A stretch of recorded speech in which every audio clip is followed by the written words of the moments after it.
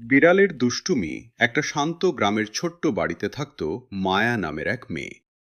তার সবচেয়ে প্রিয় বন্ধু ছিল একটি সাদা কালো বিড়াল, নাম চাঁদনি। চাঁদনি ছিল ভীষণ দুষ্টু। কখনো রান্নাঘরে ঢুকে মাছের হাঁড়ি উল্টে দিত, কখনো আবার মায়ার বইয়ের উপর শুয়ে থাকত। কিন্তু যতই দুষ্টুমি করুক, মায়া তাকে খুব ভালোবাসত।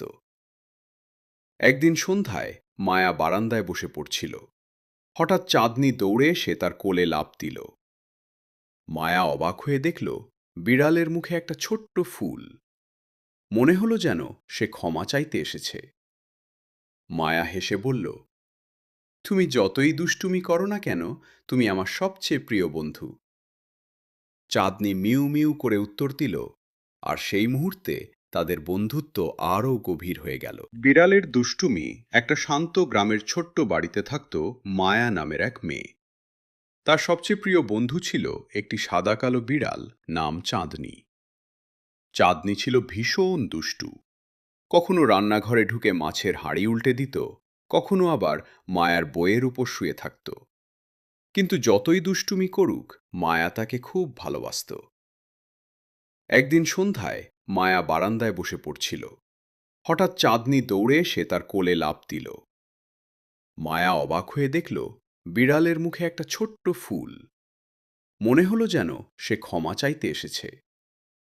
মায়া হেসে বলল, তুমি যতই দুষ্টুমি করো না কেন, তুমি আমার সবচেয়ে প্রিয় বন্ধু। চাঁদনি মিউ মিউ করে উত্তর দিল, আর সেই মুহূর্তে তাদের বন্ধুত্ব আরও গভীর হয়ে গেল। বিড়ালের দুষ্টুমি। একটা শান্ত গ্রামের ছোট্ট বাড়িতে থাকত মায়া নামের এক মেয়ে।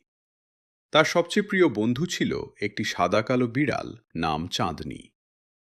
চাঁদনি ছিল ভীষণ দুষ্টু। কখনো রান্নাঘরে ঢুকে মাছের হাঁড়ি উল্টে দিত, কখনো আবার মায়ার বইয়ের উপর শুয়ে থাকত। কিন্তু যতই দুষ্টুমি করুক, মায়া তাকে খুব ভালোবাসত। একদিন সন্ধ্যায় মায়া বারান্দায় বসে পড়ছিল। হঠাৎ চাঁদনি দৌড়ে এসে তার কোলে লাফ দিল। মায়া অবাক হয়ে দেখল বিড়ালের মুখে একটা ছোট্ট ফুল। মনে হলো যেন সে ক্ষমা চাইতে এসেছে। মায়া হেসে বলল, তুমি যতই দুষ্টুমি করো না কেন, তুমি আমার সবচেয়ে প্রিয় বন্ধু।